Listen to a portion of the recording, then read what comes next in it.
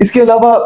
CNS causes, मतलब कि दिमाग की वजह से बहुत सारी कॉजेज हैं जो वॉमिटिंग करती हैं, जिनमें चीदा चीदा सी मैं आपको बताता हूँ, लाइक मेनिंजाइटिस, इसको हम गर्दन तोड़ बुखार कहते हैं, बहुत ज्यादा कॉमन है और उसमें बहुत ज्यादा वॉमिटिंग कॉज होती है। एनकेफेलाइटिस, वायरल इन्फेक्शन जो कि आपके दिमाग की झिल्लियों में सोजिश पैदा करता है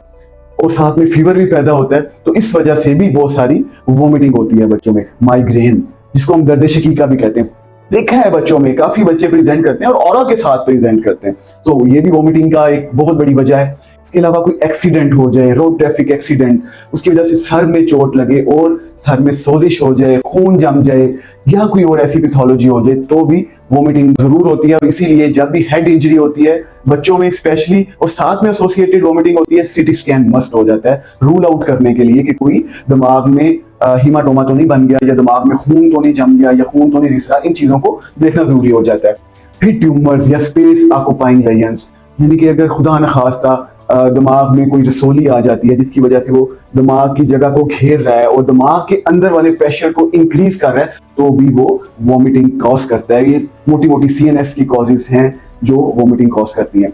इसके अलावा मेडिसिन, बहुत लंबी सारी लिस्ट है, तकरीबन हर एक दवाई का साइड इफेक्ट नोजिया और वॉमिटिंग होता है। तो मेडिसिन इंड्यूस्ड वॉमिटिंग बहुत ज्यादा कॉमन है। अक्सर देखा गया है कि बहुत सारे बच्चे कुछ मेडिसिन ले रहे होते हैं, जस्ट मेडिसिन को रोकने की वजह से ही उसकी वॉमिटिंग स्टॉप हो जाती है। एक बहुत लंबी लिस्ट है जो डॉक्टर प्रॉपर हिस्ट्री लेने के बाद उसको आइडेंटिफाई करता है और दवाई को छुड़वाता है, तो बच्चे काफी हद तक वॉमिटिंग से रिलीव हो जाते हैं। इसके अलावा बच्चों में एक और भी डिसऑर्डर होता है जिसको हम कहते हैं मोशन सिकनेस, यानी कि जब भी आपने कहीं ट्रैवल करना है, बुजुर्ग बड़ों में भी देखा गया है, स्पेशली फीमेल्स में, या बंद गाड़ी में सफर करना है या पहाड़ों पे जाना है, तो इस ट्रैवलिंग के दौरान वो वॉमिटिंग इंड्यूस होती है जिसको हम मोशन सिकनेस कहते हैं। तो इस सूरत हाल में भी हम मेडिसिन देके इसको रिलीव कर सकते हैं। बच्चों में एक और डिसऑर्डर होता है जिसको हम कहते हैं साइक्लिक वॉमिटिंग सिंड्रोम।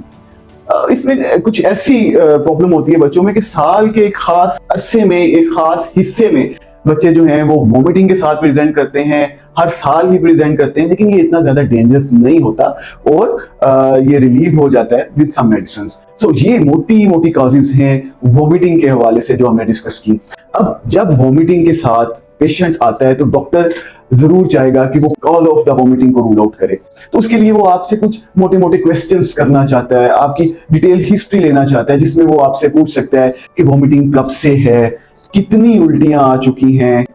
क्या उल्टी का खाने पीने से कोई रिलेशन तो नहीं है, क्या